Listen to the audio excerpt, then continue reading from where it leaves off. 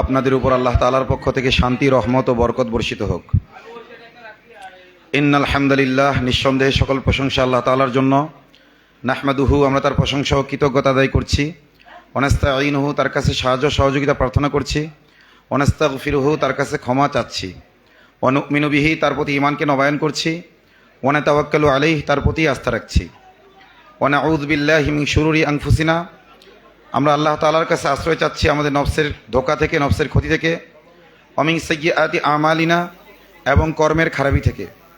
মান ইয়াহদিহিল্লাহু ফালা মুদিল্লা লাহ, আল্লাহ তাআলা যাকে সঠিক পথে পরিচালিত করেন তাকে কেউ পথভ্রষ্ট করতে পারে না। ওয়া মান ইউদ্লিলহু ফালা হাদিয়া লাহ, আর আল্লাহ তাআলা যাকে পথভ্রষ্ট করতে চান তাকে সঠিক পথ দেখানোর কেউ নেই। আশহাদু আল্লা ইলাহা ইল্লাল্লাহু ওয়াহদা, আমি সাক্ষ্য দিচ্ছি যে আল্লাহ ছাড়া আর কারো গোলামি করা চলবে না, আর কারো দাসত্ব করা চলবে না। তিনি একক। লা শারীকা লাহু ফিল খালকি ওয়াল আমর, জি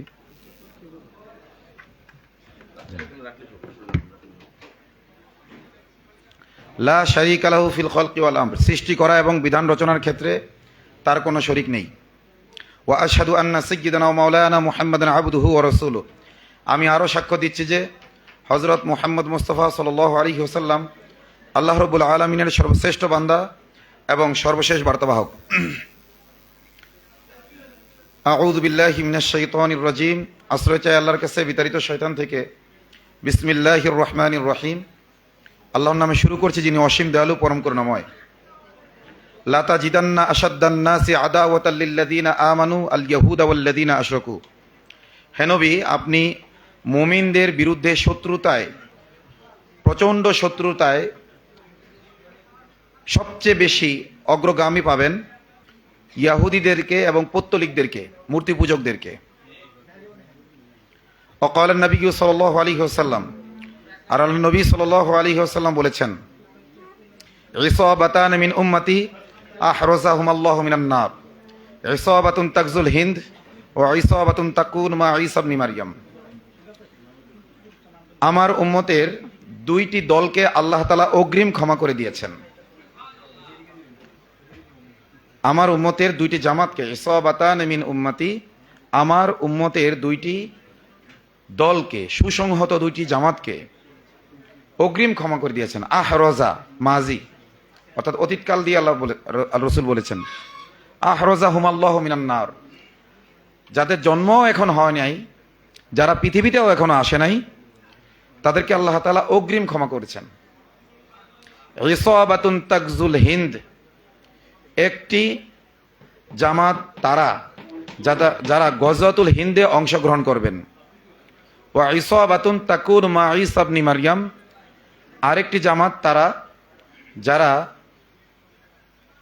ঈসা ইবনে মারইয়াম, যিনি নবী ছিলেন এবং তিনি আবার আগমন করবেন, এই উম্মতকে নেতৃত্ব দেওয়ার জন্য, সহযোগিতা করার জন্য।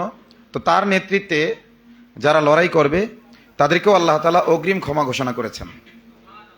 সাদাকাল্লাহুল আলিয়্যুল আযীম, মহান আল্লাহ তাআলা সত্য বলেছেন। ওয়া সাদাকা রাসূলুহুন নবিয়্যুল কারীম, তার সম্মানিত রাসূলও সত্য বলেছেন। ওয়া নাহনু আলা যালিকা মিনাশ শাহিদিন ওয়াশ শাকিরিন, আমরা এ ব্যাপারে সাক্ষ্য প্রদান করছি এবং কৃতজ্ঞতা আদায় করছি। ওয়ালহামদুলিল্লাহি রাব্বিল আলামিন, সকল প্রশংসা ও কৃতজ্ঞতা সমগ্র বিশ্বজগতের পালনকর্তা আল্লাহ তাআলার জন্য। ভারতীয় উপমহাদেশে যুগ যুগান্তরের একটি সমস্যা হলো হিন্দুত্ববাদ, বরং উগ্র হিন্দুত্ববাদ।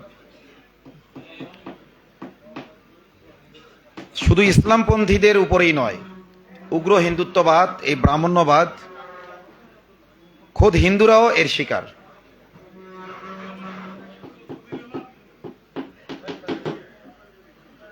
শেষ করেন, তারপর করি, শেষ করেন।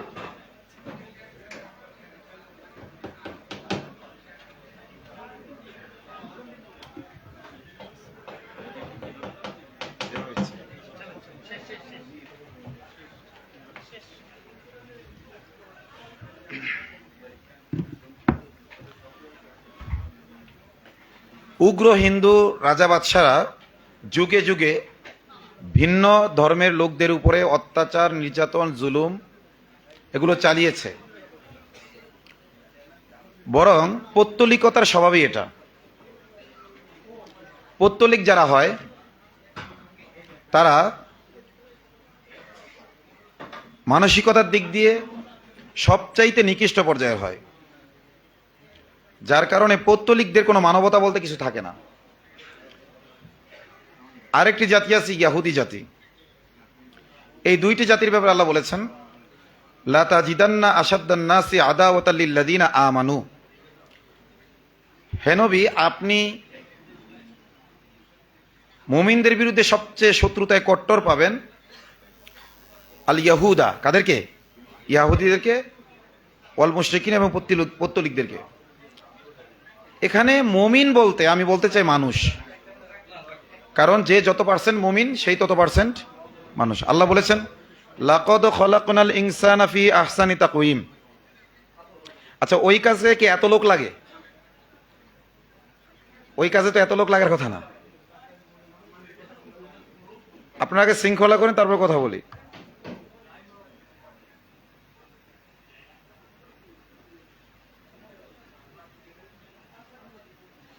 সবাই ওইদিক তাকাচ্ছে। আওয়াজ আমার আওয়াজের চেয়ে মনে হচ্ছে ওই গেঞ্জামের আওয়াজ বেশি।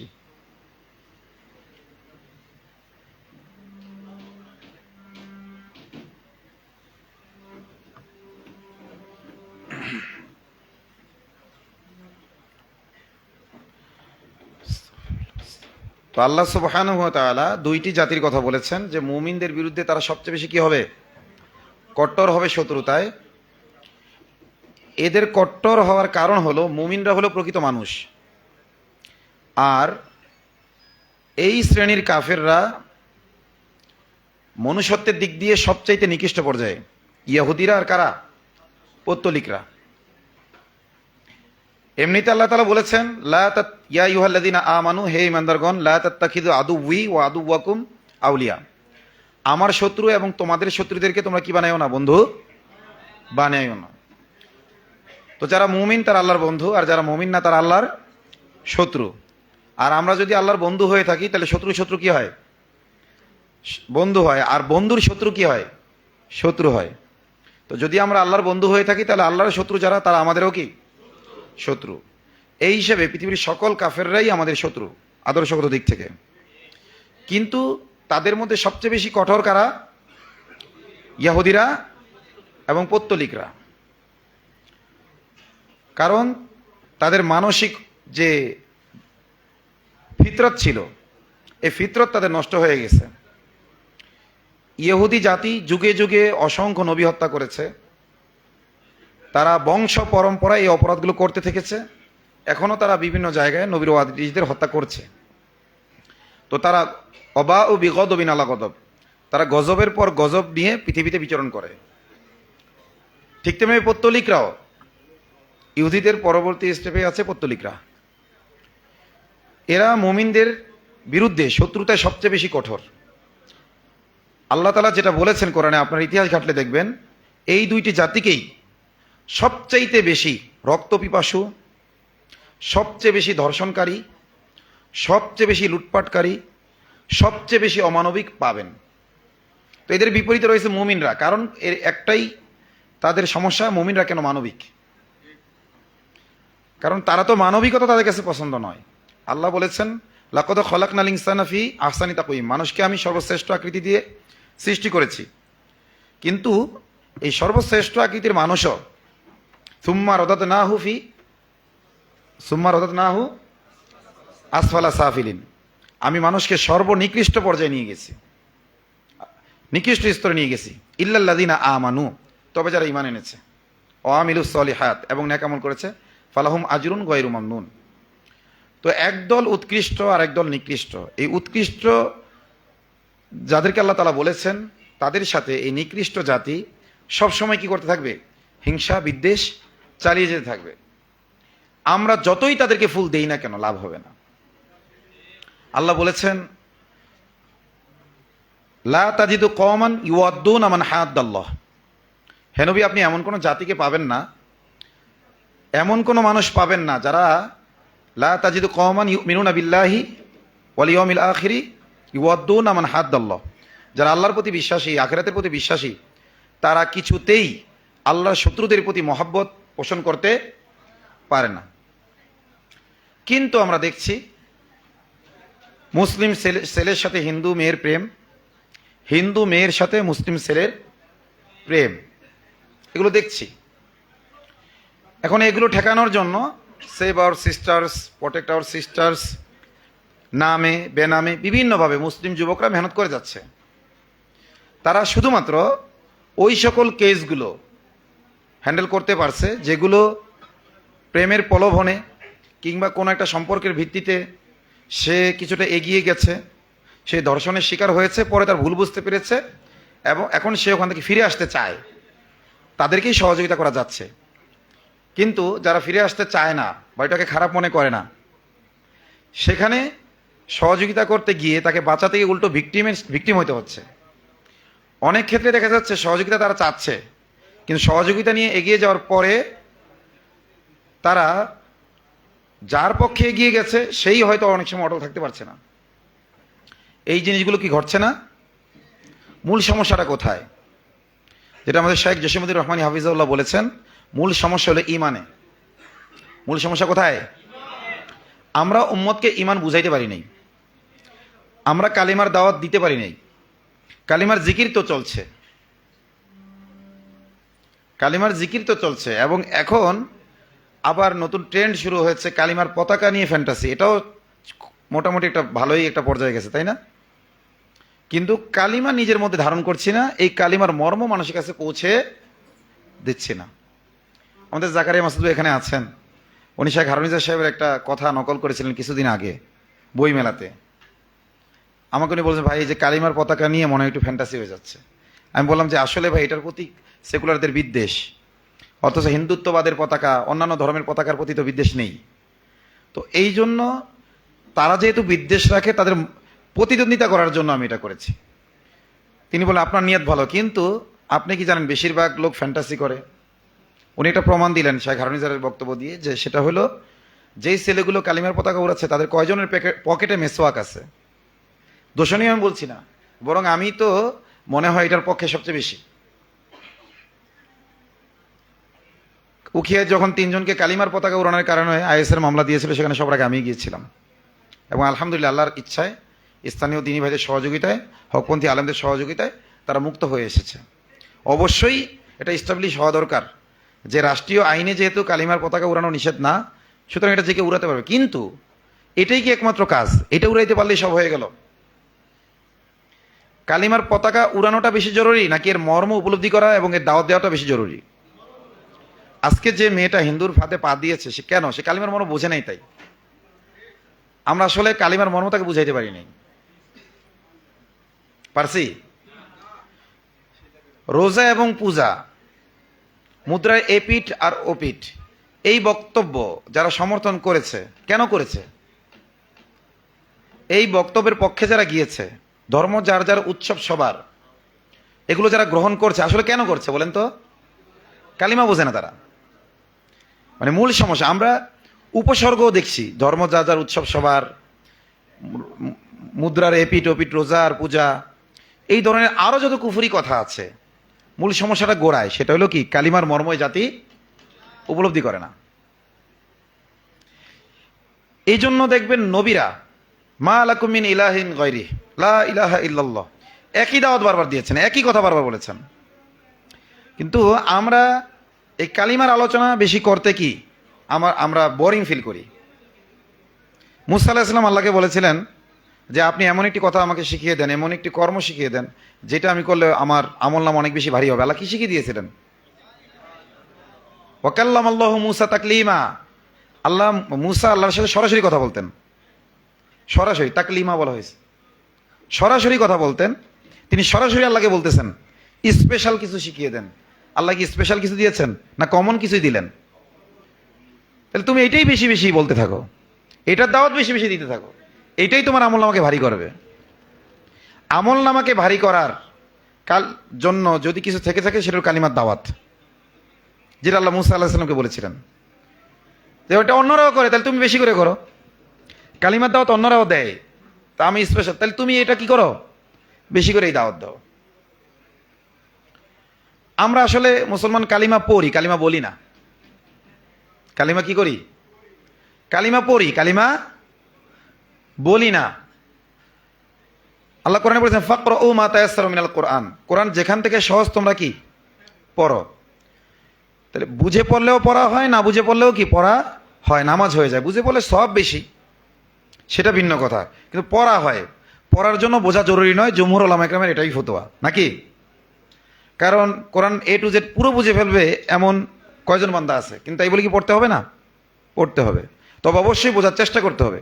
কিন্তু আমি বলতেছি যেটা, সেটা হলো বোঝার জন্য, মানে পড়ার জন্য, পড়া শব্দটার বাস্তবায়ন পাওয়ার জন্য, রিডিং এর জন্য বোঝা কি না জরুরি না, কিন্তু বলার জন্য, ঘোষণা দেওয়ার জন্য, সাক্ষ্য দেওয়ার জন্য বোঝা কি জরুরি। আমরা বাঙালিরা মানুষকে কালিমার দাওয়াত দেই, কালিমার অর্থটাই ক্লিয়ার করি না। আমরা বলি লা ইলাহা ইল্লাল্লাহ, আল্লাহ ছাড়া কোনো ইলাহ নাই, এটাই তো বলি। আবার যারা একটু অর্থ করতে চায় আল্লাহ ছাড়া কোনো মাবুদ নাই, তো ভাই কি হইল এটা? ইলাহ এবং মাবুদ দুইটাই তো আরবি শব্দ। আমি যদি জিজ্ঞেস করি ইনি কে, বলছি this is my father. What is father? Father is dad. What is dad? Dad is father. এরকম হয়ে গেল না বিষয়টা? যে ইনি কে? আমার বাবা। বাবা মানে কি? বাবা মানে পিতা। পিতা মানে কি? পিতা মানে বাবা। কিছু বোঝা যাবে নাকি এমন শব্দ দিয়েই তাকে বোঝাতে হবে যেই শব্দ সে বোঝে? প্রয়োজনে ভেঙে বোঝাতে হবে যিনি আমাকে জন্ম দিয়েছেন, তাই না? তো কালিমার অর্থ যখন আমরা করি লা ইলাহা ইল্লাল্লাহ, আল্লাহ ছাড়া কোনো মাবুদ নাই, এই মাবুদ তো কয়জন মানুষ বুঝে? মাবুদ শব্দের অর্থ, ইলাহ শব্দের অর্থ কয়জন মানুষ বুঝে? আমি দাওয়াত তাবলীগে অনেক সময় দিয়েছি, আলহামদুলিল্লাহ। আমি যে জিজ্ঞেস করতাম ইলাহ শব্দের অর্থ কি, কেউ বলতো ইলাহ শব্দের অর্থ সৃষ্টিকর্তা। তো আমাদের কালিমা কি লা খালিকা ইল্লাল্লাহ? লা খালিকা ইল্লাল্লাহ কথা তো সত্য, কিন্তু কালিমা না। লা রাজ্জাকা ইল্লাল্লাহ, আল্লাহ ছাড়া কোনো রিজিক দাতা নেই, এটা কি আমাদের কালিমা? লা গফফার ইল্লাল্লাহ, আল্লাহ ছাড়া কোনো ক্ষমাকারী নেই, এটা কি আমাদের কালিমা? লা সাত্তার ইল্লাল্লাহ, আল্লাহ ছাড়া আর কেউ আমাদের দোষ ত্রুটি ঢেকে রাখতে পারে না, কিন্তু এটা কি কালিমা নাকি? এটা হলো আকীদা বা বিশ্বাসের এক একটা পার্ট। এগুলো আমাদের কালিমা কি? লা ইলাহা। ইলাহের ব্যাখ্যায় আরবি ডিকশনারিগুলোতে বলা হয়েছে কুল্লু মা ইউবাদ, যার দাসত্ব করা হয়। মাবুদ শব্দটি এসেছে আব্দুন মূল ধাতু থেকে। আব্দ অর্থ দাস, ইবাদত মানে দাসত্ব করা, আর যার দাসত্ব করা হয় তাকে বলে মাবুদ। লা ইলাহা ইল্লাল্লাহ মানে হলো আল্লাহ ছাড়া আর কারো দাসত্ব করা চলবে না। লা ইলাহা ইল্লাল্লাহর অর্থ কেন আমি করব যে আল্লাহ ছাড়া কোনো মাবুদ নাই, কেন করব? আল্লাহ সূরা ইব্রাহিমের মধ্যে বলেছেন ওয়াইলুল লিল কাফিরিন মিন আযাবিন শাদীদ, আর কাফিরদের জন্য রয়েছে যন্ত্রণাদায়ক শাস্তি। আল্লাযীনা ইস্তাহিব্বুনাল হায়াতাদ দুনিয়া আলাল আখিরাহ, যারা পার্থিব জীবনকে পরকালের উপর প্রাধান্য দেয়। ওয়া ইয়াসুদ্দুনা আন সাবিলিল্লাহ, এবং মানুষকে দিনের পথে বাধা দেয়। ওয়া ইয়াবগুনহা ইওয়াজা, এবং দিনের সোজা পথটাকেই তারা বাঁকা হিসেবে দেখে। উলাইকা ফি দালালিন বাইদ, তারা রয়েছে সুদূর ভ্রান্তিতে। ওয়ামা আরসালনা মির রাসূলিন ইল্লা বিলিসানি কওমিহি লিয়ুবাইয়িনা লাহুম, আমি প্রত্যেক জাতির কাছে রসুল পাঠিয়েছি এই মর্মে দাওয়াত দেওয়ার জন্য, ওই জাতির ভাষায় সুদক্ষ করে, যাতে তিনি সঠিকভাবে দাওয়াত দিতে পারেন। লিয়ুবাইয়িনা লাহুম, স্পষ্টভাবে দাওয়াত দিতে পারেন। এই জন্য প্রত্যেক রসুলকে ওই জাতির জন্য, ওই জাতির ভাষায় ভাষাভাষী করে পাঠিয়েছি, সুদক্ষ করে পাঠিয়েছি। তো লা ইলাহা ইল্লাল্লাহ, লা মানি নাই, ইলাহ মানি যার গোলামি করা হয় বা যার দাসত্ব করা হয়, ইল্লা মানি ছাড়া, আর আল্লাহ এটা প্রপার নাউন, এটা অনুবাদ করার প্রয়োজন নেই। বিসমিল্লাহির রহমানির রহিম, আল্লাহর নামে শুরু করছি, সৃষ্টিকর্তার নামে শুরু করছি না। তো লা ইলাহা ইল্লাল্লাহ, ইল্লাল্লাহ লা মানে কি বলেন সবাই? নাই, আপনারা জানেন তবুও বলাচ্ছি। লা মানে কি? ইলাহ মানে যার দাসত্ব করা হয়, ইল্লা মানে ছাড়া, আর আল্লাহ মানে আল্লাহ, প্রপার নাউন। তো লা ইলাহা ইল্লাল্লাহ মানে আল্লাহ ছাড়া আর কারো দাসত্ব করা চলবে না, আল্লাহ ছাড়া আর কারো। এই কথাটা বলতে সমস্যা কোথায়? লা ইলাহা ইল্লাল্লাহর বাংলা অর্থ কি? আল্লাহ ছাড়া আর কোনো ইলাহ নাই, আল্লাহ ছাড়া কোনো মাবুদ নাই। আপনি অর্ধেক আরবি রাখছেন, অর্ধেক কি রাখছেন? বাংলা রাখছেন, যাকে মানুষ বুঝছে না। তো আল্লাহ ছাড়া আর কারো দাসত্ব করা চলবে না।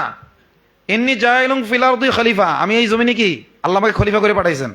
আমার 3.5 হাত বডিও কি আমার খেলাফতের একটা ভূমি, আমার এই গালটাও কি খেলাফতের ভূমি। তো এখানে দাঁড়িয়ে রাখলাম মানে কি আল্লাহর খেলাফত, আল্লাহর হুকুম আমি এখানে কি করলাম, বাস্তবায়ন করলাম। আমি সতর ঢাকলাম মানে কি আমি আল্লাহর জমিনে আল্লাহর হুকুমত প্রতিষ্ঠা করলাম। এরপর যে বিবাহ করেছে তার স্ত্রী, তার খেলাফতের পরিধি একটু বেড়ে গেল। যার পরিবার আছে, যার সন্তান হয়েছে, তার পরিধি আরেকটু বেড়ে গেল। যিনি সমাজের দায়িত্ব পেয়ে গেছেন তার খেলাফতের পরিধি আরেকটু বেড়ে গেল। তো লা ইলাহা ইল্লাল্লাহ মানি আল্লাহ ছাড়া আর কারো হুকুমত আমি চলতে দেবো না আল্লাহর জমিনে। এখন আমি কতটুকু বাস্তবায়ন করবো, যতটুকু সামর্থ্য আছে। আমার বডির উপর আমার কি সামর্থ্য নাই? আমার স্ত্রীর উপর কি আমার সামর্থ্য নাই? আমার নাবালেগ সন্তানদের উপর কি সামর্থ্য নাই? আছে কি নাই? তাহলে লা ইলাহা ইল্লাল্লাহর উদ্দেশ্য হইল আল্লাহ ছাড়া আর কারো দাসত্ব করা চলবে না। কোথায় চলবে না? ফিল আরদ, আল্লাহর জমিনে। এবং আমার এই বডি থেকে নিয়ে যা কিছু আমি দেখি এবং না দেখি সব কিসের অংশ? চলবে না।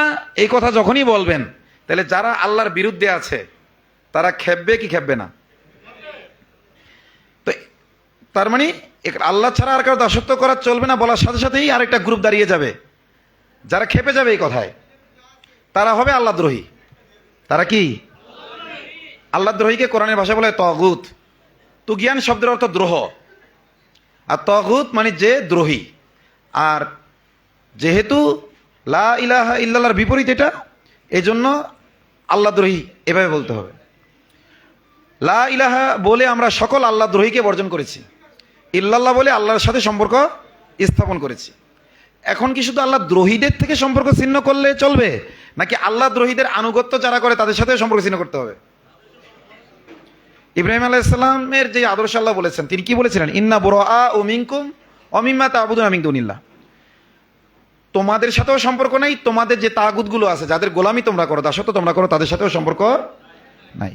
তো লা ইলাহা বলে আপনি আল্লাহ দ্রোহী ও তাদের অনুসারীদের থেকে সম্পর্ক ছিন্ন করলেন। আর ইল্লাল্লাহ বলে আপনি আল্লাহর সাথে সম্পর্ক স্থাপন করলেন, এবং যেহেতু আল্লাহর সাথে সম্পর্ক স্থাপন করেছেন, সুতরাং আল্লাহর যারা বন্ধু তাদের সাথে অটোমেটিক আপনার সম্পর্ক স্থাপন হয়ে গেল। তাহলে এটাই হলো প্রথম অংশ আল বারা, দ্বিতীয় অংশ কি আল ওয়ালা। এই কালিমা কি মানুষ বোঝে যে এই কালিমা বলে আমি কিছু মানুষের সাথে শত্রুতা করলাম, আল্লাহর সাথে মানে আল্লাহ দ্রোহীদের সাথে এবং আল্লাহ দ্রোহীদের অনুসারীদের সাথে কি করলাম? শত্রুতা করলাম লা ইলাহা বলে। এটা কি মানুষ বোঝে বলেন তো? কত পার্সেন্ট মানুষ বোঝে? মানুষ মনে করে একটা হিন্দুর সাথে প্রেম করে এটা তো গুনার কাজ করতেছি, কিন্তু এটা যে ইমান বিধ্বংসী এটা তো সে বোঝে না। এই গুনার মধ্যে লিপ্ত থাকলে যে ইমান চলে যাবে, সে যে আল্লাহ দ্রোহী, আল্লাহ দ্রোহীকে যে তাকেও আল্লাহ দ্রোহী বানিয়ে ফেলবে, এটা সে বোঝে না। কারণ কি? সে লা ইলাহা ইল্লাল্লাহ বোঝে না। তো লা ইলাহা যখনই আমরা বলছি তখনই আল্লাহ তাআলার দুশমন যারা রয়েছে এবং দুশমনদের আনুগত্য যারা করে, এই দুই শ্রেণী থেকে আমরা কি করেছি? সম্পর্ক ছিন্ন করেছি। এটা হলো আল বারা, মানে সম্পর্কহীন ছিন্নের ঘোষণা। আরেকটা হলো কি আল ওয়ালা, যাদের সাথে আমরা সম্পর্ক করব। তো আল্লাহ বলেছেন ইন্নামা ওয়ালিয়ুকুমুল্লাহ, তোমাদের বন্ধু হলেন আল্লাহ। অভিভাবক কে? ওয়া রাসূলুহু, এবং তার রাসূল। ওয়াল্লাযীনা আমানুল্লাযীনা ইউকিমুনাস সালাতা ওয়া ইউতুনাজ যাকাহ, এবং ওই সকল মুমিনরা যারা প্র্যাকটিসিং, এক কথায় আল্লাহ আমাদের বন্ধু, রসুল আমাদের বন্ধু, এবং যারা ঈমানের দাবি করার সাথে সাথে ওইটাকে কর্মে বাস্তবায়ন করে, এরা আমাদের বন্ধু।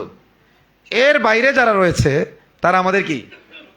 তো যারা সরাসরি ইসলামের বিরুদ্ধে বিদ্রোহ ঘোষণা দিয়েছে তারাও আমাদের শত্রু, এবং যারা ইসলামের দাবি করে কিন্তু ইসলামের দাবিগুলোকে কর্মে বাস্তবায়ন করে না, এরাও আমাদের শত্রু।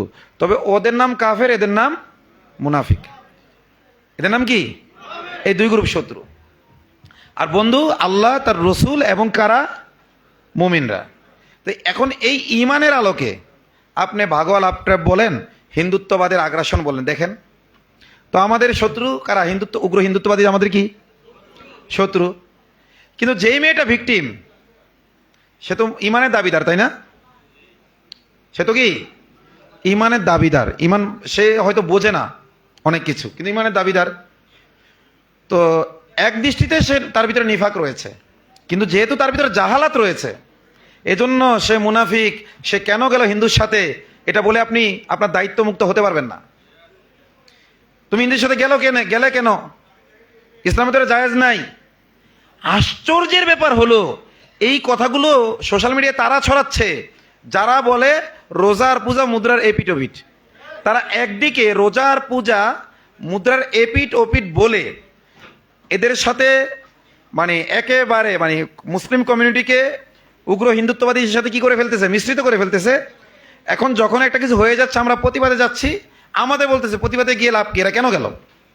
তোমাদের কারণেই তো গেল।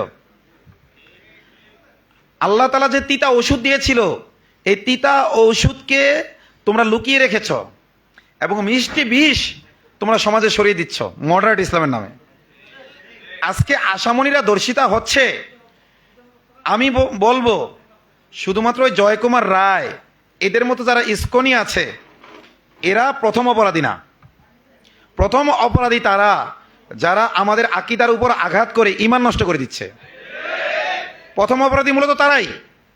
তারা ধর্ষণের প্রধান সহযোগী, যারা পূজার রোজাকে এক বানাচ্ছে, যারা ধর্ম যার যার উৎসব সবার এই কথাগুলো বলছে, মোরা এক বৃন্তে দুটি কুসুম হিন্দু মুসলমান, এই কথাগুলো যারা সমাজে ছড়াচ্ছে, কথাগুলো শুনতে খুব মিষ্টি, কিন্তু এগুলো মিষ্টি বিষ।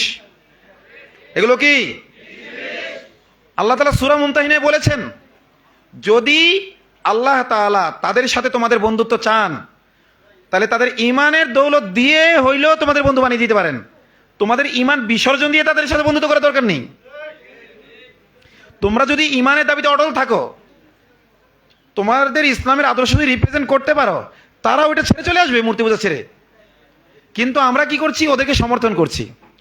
এবং হিন্দুরাও ভিকটিম, এদের দায়ী মডারেট মুসলিমদের দ্বারা হিন্দুরাও ভিকটিম। কারণ ওরাও এই কারণে ওদের ধর্মটাকে কি মনে করছে? সঠিক মনে করছে। এজন্য আমি যদিও কাজ করছি ইসকন নিয়ে, আমি আপনাদেরকে স্পষ্ট বলতে চাই, উগ্র হিন্দুত্ববাদকে মোকাবেলার করার পথে প্রথম বাধা হইল মডারেট ইসলাম। এই মডারেট ইসলামের মোকাবেলা যদি আমরা না করতে পারি, তাহলে উগ্র হিন্দুত্ববাদ বলেন, উগ্র ক্রুসেড বলেন, অন্য যাই বলেন, এগুলোর মোকাবেলা আপনারা করতে পারবেন না। কারণ আমি যত জায়গায় এই উগ্র হিন্দুত্ববাদের বিরুদ্ধে দাঁড়িয়েছি, সবার আগে তাদের পক্ষে ঢাল হয়ে দাঁড়িয়েছে এই মডারেটরা। উগ্র হিন্দুত্ববাদ কারো ইমান নষ্ট করতেছে না, যাদের ইমান নষ্ট আছে তাদের ইজ্জত নষ্ট করতেছে। যেই মেয়েটা ইমান বোঝে না, কিছু বোঝে না, ওর ইজ্জতটাকে বেরিয়ে দিচ্ছে, তাই তো? কিন্তু মডারেট ইসলাম কি কিসে আঘাত করছে? ইমান নষ্ট করছে। রাসূলুল্লাহ সাল্লাল্লাহু আলাইহি ওয়াসাল্লাম বলেছেন, ততক্ষণ পর্যন্ত কিয়ামত হবে না যতক্ষণ পর্যন্ত আমার উম্মতের একটা দল মূর্তি পূজায় লিপ্ত হবে। মূর্তি পূজারীদের সাথে মিলে যাবে বলেছে রাসূল। আমার উম্মতের একটি দল মূর্তি পূজারীর সাথে। এই মডারেট মুসলিমরা তাওহীদবাদীদের দুই চোখে দেখতে পারে না, অথচ অমুসলিমদের সাথে, এবং কি সাধারণ অমুসলিম হলে ভিন্ন কথা, কারণ আল্লাহ তাআলা সূরা মুমতাহিনায় বলেছেন, যে সকল অমুসলিমরা তোমাদের ধর্ম ও দেশের বিরুদ্ধে যুদ্ধ লিপ্ত নয়, ষড়যন্ত্রে লিপ্ত নয়, তাদের সাথে সদাচরণে আল্লাহ নিষেধ করেন না। আল্লাহ শুধু তাদের সাথে সদাচরণে নিষেধ করেন যারা তোমাদের ধর্ম ও দেশের বিরুদ্ধে কি ষড়যন্ত্রে লিপ্ত। তো আমরা এই মডারেটদের দেখতেছি 24 পরবর্তী সময়ে আসিফ আদনানরা কেন সেমিনার করে, আহমদ রফিকরা কেন সেমিনার করে, এই বিষয়গুলোকে সামনে এনে জঙ্গিবাদের উত্থান হচ্ছে। এগুলো কিন্তু সেকুলাররা বলে না, এই মডারেটরা আগে বলছে, আগে এরা বলছে। এরা জঙ্গি ন্যারেটিভকে ফিরিয়ে আনতে চাচ্ছে। সেকুলারদের চাইতেও এরা বেশি সোচ্চার। কারণ কি? আমাদের দাওয়াতের কারণে সেকুলারদের ভোট কমে না। তারা মনে করে তাদের ভোট জিহাতে আমরা কি দেই? বাগারা দেই। যার কারণে তারা আমাদেরকে মুশরিকদের চাইতেও বড় শত্রু মনে করে। মুশরিকদের চাইতেও কি মনে করে? বড় শত্রু মনে করে। যেমন আপনার এক আহলে কিতাব, সম্ভবত আপনার ওবাই কাব বিন আশরাফ, সম্ভবত সে যখন আরবে আপনার কুরাইশদের এলাকায় গিয়েছিল, যে বলেছিল মুমিনদের চাইতে তোমরা ভালো। মূর্তি পূজকদের বলছিল যে আবু বকর, ওমর এবং তাদের অনুসারীদের চাইতে তোমরা ভালো, ওরা হলো কট্টর, তোমরা ভালো। তো আমরা দেখি এই মডারেটরা যে মূর্তি পূজকদের সমর্থন করে, তাদের প্রশংসা করে এবং মুমিনদেরকে তারা নামানুষ বানানোর অপচেষ্টায় থাকে।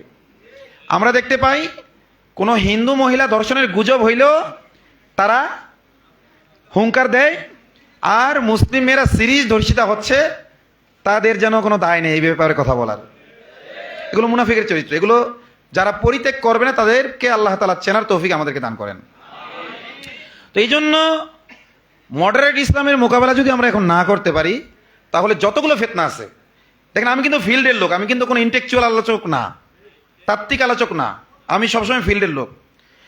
ফিল্ডে সবচাইতে বেশি কষ্ট যাদের দ্বারা পাই, উগ্র হিন্দুত্ববাদীদের দ্বারা না, সেকুলারদের দ্বারা না, এবং সবচেয়ে বেশি যে বাধাগ্রস্ত হচ্ছে ফিল্ডে তাদের দ্বারা না, কাদের দ্বারা হচ্ছে? মডারেটদের দ্বারা। এই জন্য এই আমি যারা আলোচক রয়েছেন, এবং যেহেতু আল ইমান ফাউন্ডেশন এটা, তো এই ইমান যদি রক্ষা করতে হয় মডারেট ইসলামকে চিনতে হবে। আল্লাহ আমাদের চেনা তৌফিক দান করেন। আপনারা দেখেন তারা কত অমানবিক। তারা একদিকে হিন্দু ধর্ম আর ইসলাম ধর্মকে প্রায় সমান বানিয়ে ফেলছে, সামঞ্জস্যতে গীতা পাঠ করেছে, সব কিছু করছে।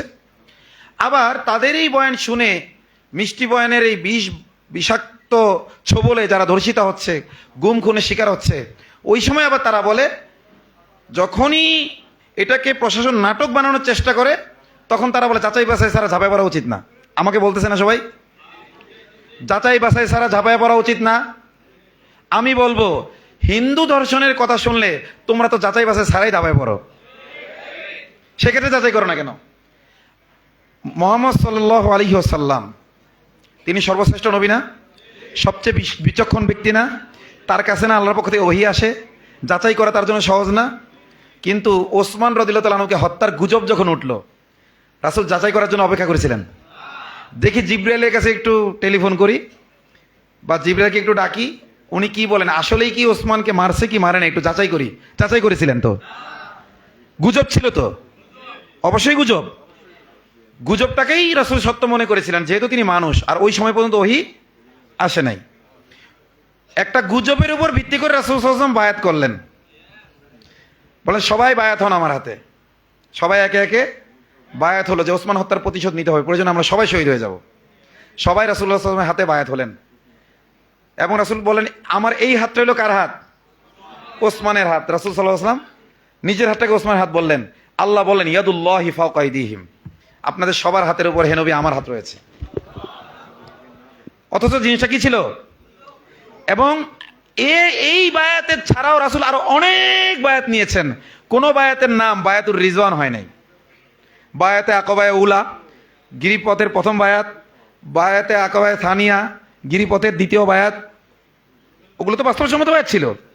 আর এই বায়াতটা তো ছিল বর্তমান সেকুলারদের ভাষায় যদি বলি, মডারেটদের ভাষায় যদি বলি, কেমন যেন নাউজুবিল্লাহ এভাবে বলার জন্য, আল্লাহ আমাকে ক্ষমা করুক, বোঝানোর জন্য বলছি, যে একটা গুজব খবরের উপর ভিত্তি করে রাসূল সাল্লাল্লাহু আলাইহি ওয়াসাল্লাম কি করেছেন? যুদ্ধের সিদ্ধান্ত নিয়েছেন। আমাদের মতো শুধু মিছিল না, একটু মানববন্ধন না, একটু ফেসবুকে প্রতিবাদ না, সরাসরি কিসের? সরাসরি যুদ্ধের সিদ্ধান্ত নিয়ে ফেলেছেন। এবং আল্লাহ তাআলা কত খুশি হয়েছেন, কোরআনে অনেকগুলো আয়াত নাজিল করেছেন, এবং এই বায়াতের নাম আল্লাহ নিজে রেখে দিয়েছেন বায়াতুর রিজওয়ান, সন্তুষ্টির বায়াত। এই বায়াতের উপর আল্লাহ সন্তুষ্ট। তো আমি যাই বিভিন্ন জায়গায় বায়াত নেই, অনেকে অসন্তুষ্ট হয়। তোমরা সবাই অসন্তুষ্ট হলে সমস্যা কি আমার, যদি আল্লাহ সন্তুষ্ট হয়? আল্লামা শামসুল হক ফরিদপুরি রহমতুল্লাহ আলাইহি বলেছেন, তুমি সবাইকে পেয়েছো, আল্লাহকে পাওনি, তুমি কিছুই পাওনি। আর তুমি কাউকে পাওনি, কেউই তোমার সাথে নেই, কিন্তু আল্লাহ তোমার সাথে আছেন, তুমি সব পেয়ে গেছো। আমরা তাওহীদি জনতা, আমরা শুধু ওইটার জন্যই আছি।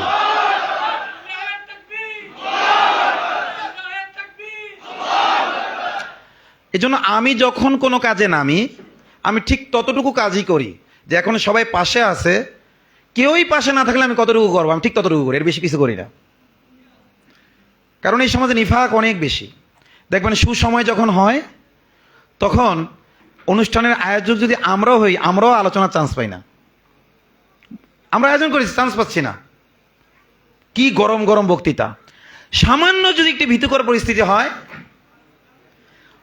অনেকে আমার সাথে টক শোতে আসতে ভয় পাচ্ছে এখন। সুবহানাল্লাহ, সুবহানাল্লাহি ওয়া বিহামদিহি, সুবহানাল্লাহিল আযীম। তো এই যে এটা তো আসলে তিলকাল আইয়ামু নুদাউলিহা বাইনান নাস, কখনো মুমিনদের পাল্লা ভারী হবে, কখনো কাফিরদের পাল্লা ভারী হবে। এইভাবে আল্লাহ তাআলা কি করেন? মানুষকে পরীক্ষা করেন। হাত্তা ইয়ামিজাল খাবিসা মিনাত তাইয়্যিব, যতক্ষণ না আল্লাহ তাআলা কি করেন? খবিস তৈয়ব থেকে, পবিত্র থেকে অপবিত্রকে আলাদা করেন। আল্লাহ বলেননি হাত্তা ইয়ামিজাত তাইয়্যিবা মিনাল খাবিস, যে আল্লাহ তাআলা খবিসদের থেকে পবিত্রদেরকে বাছাই করে নেন, এভাবে বলেননি। আল্লাহ বলেন হাত্তা ইয়ামিজাল খাবিস, অর্থাৎ পবিত্র যে মুমিন কমিউনিটি আছে এদের থেকে ওদেরকে আল্লাহ ছুঁড়ে ফেলতে চান। খবিসদেরকে বিপদময় পরিস্থিতি, সংকটময় পরিস্থিতি আল্লাহ কেন দিতে চান? যারা পবিত্রদের সাথে যেন অপবিত্রতা থাকতে না পারে, ওদেরকে আল্লাহ তাআলা হাত্তা ইয়ামিজা তামিজ করে ছুঁড়ে ফেলে দিতে চান। মুমিনদের দলে যেন মুনাফিকরা না থাকতে পারে, মুমিনরা যেন মুনাফিকদের চিহ্নিত করতে পারে, এই জন্য আল্লাহ সংকটময় পরিস্থিতি দেন। আল্লাহ তো আগে থেকেই জানেন, কিন্তু মুমিনদেরকে আল্লাহ চিনাতে চান। হ্যাঁ, যারা বিচক্ষণ মুমিন আছে তাদের ব্যাপারে আল্লাহ বলেছেন ওয়ালা তা'রিফান্নাহুম মিন লাহনিল কওল, তাদের বলার ভঙ্গি থেকে আপনি তাদেরকে চিনে যাবেন, বলার ভঙ্গিতেই চিনে যাবেন। আমি আশ্চর্য হই, 13 বছরের মেয়েটা ধর্ষিতা হইল, ডাকসু থেকে আমাকে ফোন করে যে হুজুর এটা নিয়ে আমরা আন্দোলন করতে চাই, তবে আমরা নিশ্চিত হতে চাই যে প্রেমের সম্পর্ক ছিল না। আমরা নিশ্চিত হয়েছে, আপনি আমাকে 100% নিশ্চিত করেন যে প্রেমের সম্পর্ক ছিল না। আমি বললাম দেখেন, আমি মেয়েটাকে জিজ্ঞেস করেছি যে তোমার সাথে প্রেমের সম্পর্ক ছিল কিনা, মেয়েটা অস্বীকার করেছে। তবে প্রেম হলো মনের বিষয়, যদি সে তার সাথে মনের লেনদেন করেও থাকে তবুও তো এটা আমি বুঝতে পারবো না। আমি একজন আলেম, আমার কাছে তো প্রেমের সম্পর্ক থাকলেও সে অস্বীকার করতে পারে কিনা? তো আপনি এটা দেখবেন কেন? আপনি দেখেন মেয়েটার বয়স 13 বছর, বর্তমান আইন অনুযায়ী কি হয়? 13 বছরের মেয়ে, তার যদি কনসেন্ট থাকে, তার বাবার কনসেন্ট থাকে, তার মায়ের কনসেন্ট থাকে, সমাজের সবার কনসেন্ট থাকে, তার বাপদাদার 14 গোষ্ঠীরও কনসেন্ট থাকে, তবুও যদি তার এবং কাজী বিয়ে পড়ে দেয়, পবিত্র ঘর আল্লাহর ঘর মসজিদে বিবাহ পড়ে দেয়, এটাকে রাষ্ট্রীয় আইন অনুযায়ী কি করা হবে? ধর্ষণ মামলা। সবার কনসেন্ট থাকা সত্ত্বেও কি ধর্ষণ? আর যেখানে মেয়ে বলতেছে আমার কনসেন্ট ছিল না, ধরেও নিলাম প্রেমের মধ্যে কনসেন্ট ছিল, কিন্তু ধর্ষণে কি কনসেন্ট ছিল তার? তো আপনারা প্রেমের সম্পর্ক থাকলে আন্দোলন করবেন না, না থাকলে আন্দোলন করবেন, এটা কেন, কোন ভিত্তিতে বলতেছেন? আপনারাই তো প্রেমের সম্পর্কগুলো তৈরি করতেছেন ধর্মে ধর্মে মানে বিভেদ মিটিয়ে দিয়ে। ভাই ইসলাম, আল ইসলাম হক অল কুফরু বাতিল, ইসলাম সত্য আর কুফর কি? আপনি কিভাবে সত্য আর মিথ্যার সাথে সমন্বয় করবেন? আল ইসলাম নূর অল কুফরু জুলমা, ইসলাম আলো, কুফর অন্ধকার। আলো আর অন্ধকারের সমন্বয়টা আপনি করবেন কিভাবে? এখানে লাইট জ্বলছে, লাইটটা বন্ধ করে দেন, কি হবে? লাইট জ্বালাবেন। আলো অন্ধকার আপনি সমন্বয় করতে যাচ্ছেন।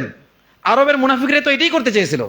তারা মনে করতো ইন্নামা নাহনু মুসলিহুন, এগুলোর দ্বারা আমরা সমাজ কি করছি? সমাজে সংস্কার আনছি। আল্লাহ বলেন আলা ইন্নাহুম হুমুল মুফসিদুন, এরাই ফাসাদ সৃষ্টিকারী। আল্লাহ তাআলা এই মডারেটদেরকে কি বলেছেন? মডারেটর নিজেদেরকে সংস্কারকামী মনে করে, এরা নিজেকে সংস্কারকামী দাবি করে। এরা দেখবেন সংস্কারের পক্ষে মিছিল করে, মিটিং করে, কিন্তু আল্লাহ তাআলা কি বলছেন? মুফসিদুন বলছেন। এরা মূলত ফাসাদ সৃষ্টিকারী।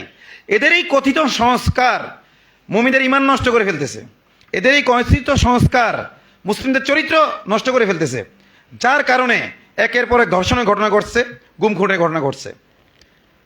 আজকে দেখেন মুমিন যুবকদের অবস্থা কি হয়ে গেছে, তাদের মানসিকতা ড্যামেজ করে ফেলতেছে। কারণ যে জাতির মেয়েরা ধর্ষিতা হয় এবং এর প্রতিক্রিয়া দেখাতে পারে না পুরুষরা, তারা অটোমেটিক কাপুরুষে পরিণত হয়। এটা সাইকোলজিক্যাল ভাবে প্রমাণিত। দেখবেন আপনার কাফেররা যখন কোনো এলাকা বিজয় করে আগেই মহিলাদের দর্শন করে। এটা তার উদ্দেশ্য কি? যে ওই সময় অস্ত্রের মুখে পুরুষরা প্রতিবাদ করতে পারবে না, আর যখনই প্রতিবাদ করতে পারবে না তখন সে সাইকোলজিক্যাল ভাবে কি হয়ে যাবে? হীনমন্যতায় ভুগবে, একটা ট্রমার মধ্যে চলে যাবে, সে আর প্রতিবাদের উপযুক্ত থাকবে না। আজকে আমাদের মেয়েদেরকে এই জন্য টার্গেট করা হচ্ছে। তো এই জন্য আমি মনে করি যে যারা মডারেট ইসলামের নামে ইসলামের আকীদা বিশ্বাসকে নষ্ট করে ফেলতেছে তারাই প্রথম দর্শক। তারাই কি? আর বুঝেন নাই? একজন হলে পতিতাবৃত্তি করে, সে তো বেশ্যা, তাই না? আর একজন পতিতাবৃত্তি করে না, কিন্তু বলে এটা ভালো কাজ, অনুমোদন দেয়, সে তার চেয়েও বেশি নিকৃষ্ট। এখন মুসলিম মেয়েদেরকে, ছেলেদেরকে অমুসলিমদের সাথে প্রতি যে একটা ঘৃণা করা দরকার, সেই ঘৃণাটাকে যারা তুলে দিচ্ছে তারাই মূলত এর প্রথম হোতা। আল্লাহ বলেছেন ফাজতানিবুর রিজসা মিনাল আওসান, তোমরা মূর্তির অপবিত্রতা থেকে বেঁচে থাকো। এরপর আল্লাহ বলেছেন ইন্নামাল মুশরিকুনা নাজাস, মুশরিকরা কি নাপাক। আল্লাহ বলতেছেন নাপাক, আরও বলতেছে হিন্দু মুসলিম ভাই ভাই। আল্লাহ বলতেছেন কি নাপাক, আর সে বলতেছে কি। হ্যাঁ, আপনি বলতে পারেন সব মানুষ ভাই ভাই, ধর্মের নাম না নিয়ে। যত আদম সন্তান আছে, যত আদম সন্তান আছে সবাই কি এইভাবে বলেন, কারণ সবাই আমরা কি রক্তের ভাই বোন। কিন্তু হিন্দু মুসলিম ভাই বোন বললে আপনি বলতেছেন হক বাতিল ভাই বোন, হক বাতিল ভাই ভাই। বাতিল ধর্মের নামকে ইসলামের সাথে মিশাইয়া ভাই বোন বলা যায় না। আপনি কমন ভাবে বলতে পারেন যে সকল মানুষ আদম হাওয়ার সন্তান হিসেবে কি রক্তের সম্পর্ক আছে, রক্তের সম্পর্ক ভাই বোন। কিন্তু ইসলামের পাশে আরেকটা ধর্মকে এনে আপনি কি বলতে পারবেন না ভাই ভাই বলতে, কারণ আল্লাহর কোরআনের সাথে সাংঘর্ষিক। আল্লাহ বলে ইন্নামাল মুমিনুনা ইখওয়া, শুধু মুমিনরা ভাই ভাই। ইন্নামা এটা হলো আদাতে হসর বলা হয় আরবি গ্রামের পরিভাষায়, মানে শুধুমাত্র। শুধুমাত্র মানে কি, এর বাইরে কেউ নাই। ইন্নামাল মুমিনুনা ইখওয়া, শুধু মুমিনরাই পরস্পর ভাই ভাই। তো আমার দেশে যেই সকল সংখ্যালঘুরা বাস করে তাদেরকে নিরাপত্তা দেওয়া এক জিনিস, সেটার দায়িত্ব আমাদের না, সরকারের। সেকুলার রাষ্ট্র না, সেকুলার রাষ্ট্রের প্রতিনিধিদের। আমি যেন তাদের নিরাপত্তা নষ্ট না করি এটুক দেখবো আমি। তার মন্দিরের নিরাপত্তার দায়িত্ব আমার নয়, কিন্তু আমি যেন নিরাপত্তা নষ্ট কি না হই, কারণ না হই, আমাকে সেটা দেখতে হবে। আমি পাহারা দেওয়ার দায়িত্বশীল না। আল্লাহ তাআলা আমাকে মন্দির পাহারা দেওয়ার জন্য বানান নাই, কারণ আল্লাহ বলেছেন ওটা না পাক যে। আর বিশেষ করে তাদের ইবাদতের দিন, সেখানে আল্লাহর গজব নাজিল হয়। এই বিশ্বাস আর মন্দিরে যাওয়া কিভাবে একত্রিত হতে পারে? তাহলে বলেন, এই যে অবক্ষয়গুলো হচ্ছে, আসল সমস্যা কি আখলাক বা চরিত্রে না ইমানে? মূল সমস্যাটা কি? এবং এই উগ্র হিন্দুত্ববাদীরা এই ধর্ষণটাকে একটা ধর্মযুদ্ধ হিসেবে ঘোষণা করেছে। আপনারা জানেন যে তাদের যে ইন্ডিয়ায় যে নেতারা আছে এটাকে ধর্মযুদ্ধ হিসেবে নিয়েছে। সুতরাং শুধুমাত্র আমাদের বোনরা কেন গেল এটা বলে বসে থাকলেও হবে না। যেখানেই হিন্দু মুসলিম প্রেম পাবেন সেখানেই গণধোলাই দেবেন, সোজা কথা। যে কারণ এটা বিচার হয় না, কারণ বাংলাদেশের রাষ্ট্রীয় আইনেও হিন্দু মুসলিম বিয়ে বৈধ না। আর প্রেমের শেষ পরিণতি কি? বিবাহিত। হ্যাঁ, তাইলে যতই আমাদের বোনরা না বুঝে ওখানে যাক, তবুও আমরা ছাড়বো না। কারণ হুন্না না কিসাতুল আকল, আমাদের বোনেদের জ্ঞান কম, এ কারণে চলে গেছে। তাকে বাড়িতে এনে শাসন করবো, ঠিক আছে, কিন্তু ওই মালাউনকে ছেড়ে দেবো না ইনশাআল্লাহ। রাজি আছেন যুবক ভাইরা? যদি এইটা এখন করতে না পারি, গজাতুল হিন্দু আমরা টিকবো না। এখন থেকে এগুলো চলতে থাকবে আমাদের ছোট ছোট, এবং সব সময় চেষ্টা করবেন জনগণকে পাশে রাখার, কৌশলে কাজ করবেন। আল্লাহ তাআলা আপনাদেরকে তৌফিক দান করেন। এই প্রশাসন আমাদের পাশে থাকবে না, কিন্তু জনগণকে পাশে রাখতে হবে। আমাকে এখনো গ্রেফতার করেনি শুধু জনগণ পাশে থাকার জন্য। এটা মনে করেন না যে তারা ভালো হয়ে গেছে, সুশীল হয়ে গেছে আপনাদের ফেসবুক পোস্টে। আমাকে এই মুহূর্তে গ্রেফতার করে হজম করতে পারবে না বিধায় গ্রেফতার করছে না। যখনই পরিবেশ করতে পারবে যে ওই অসংখ্য মেয়েরা আমাকে কি পাঠাচ্ছে, মেয়েদের আইডি থেকে আমাকে মেসেজ পাঠাচ্ছে, হুজুর আমি একজন ভিকটিম, বা হুজুর আপনি একজন হিরো, হুজুর কি আপনি রিয়েল ম্যান, অমুক তমুক। আমি তো বুঝতেছি এগুলো কেন। এটা দিয়ে না পারলে কোনো আর্থিক প্রতারণা করবে, কোনো আওয়ামী লীগের মাধ্যমে অ্যাকাউন্টে টাকা পাঠিয়ে দিল, এইটা দিয়ে বাইরে কেউ দেখাও সে আওয়ামী লীগের দোসর। কথা কি বুঝতে পেরেছেন? এইটা যদি জনগণকে তারা গিলাতে পারে তখন ঠিকই আমাকে ধরবে। কিন্তু আমি একটা কথাই বলতে চাই, ইদা জা আজালহুম লা ইস্তাখিরুনা সাআতা ওয়া লা ইস্তাকদিমুন। আল্লাহর ইচ্ছা ছাড়া তো আমার কিছু হবে না, হবে। এবং আমাদের রব আমাদের জন্য যতটুকু নেয়ামত বা মুসিবত বরাদ্দ করবেন ততটুকুই আমাদের হবে, এর বাইরে কি হবে? পুরো বিশ্ববাসী যদি আমাদের উপকার করার জন্য একতাবদ্ধ হয়, কিন্তু আল্লাহ যদি তা বরাদ্দ না করেন, করতে পারবে উপকার? পুরো বিশ্ববাসী যদি আমাকে ক্ষতি করার জন্য একতাবদ্ধ হয়, সেই ক্ষতি যদি আল্লাহ বরাদ্দ না করেন, করতে পারবে? এজন্য আমি আবারও বলছি, আমার সাথে প্রশাসন হোক, গোয়েন্দা বিভাগ হোক, যারাই লাগতে আসো, আমি ঠিক ততটুকু কাজ করি, কেউই আমার পাশে থাকবেন এটা ধরে নিয়ে আমি কাজ করি, যে আমার কাজে আমি লিগ্যাল আছে কিনা, আমি নিজের কাছে সৎ আছি কিনা, আমি আল্লাহর কাছে সৎ আছে কিনা, এর বাইরে আমি কিছু দেখি না। এবং আমি মনে করি এই ফিতনার জামানায় এছাড়া কেউ আমরা ইমানের উপর টিকে থাকতে পারবো না। আল্লাহ তাআলা নিজের কাছে এবং রবের কাছে সৎ থেকে দিনের দাওয়াতের কাজ এবং দিনের জিহাদের কাজ এবং সর্বাত্মক কর্মকাণ্ডগুলো আমাদের সুচারুরূপে বাস্তবায়ন করার তৌফিক দান করেন। আমিন ওয়া আখিরু দাওয়ানা আলহামদুলিল্লাহি রাব্বিল আলামিন। আসসালামু আলাইকুম ওয়া রাহমাতুল্লাহ।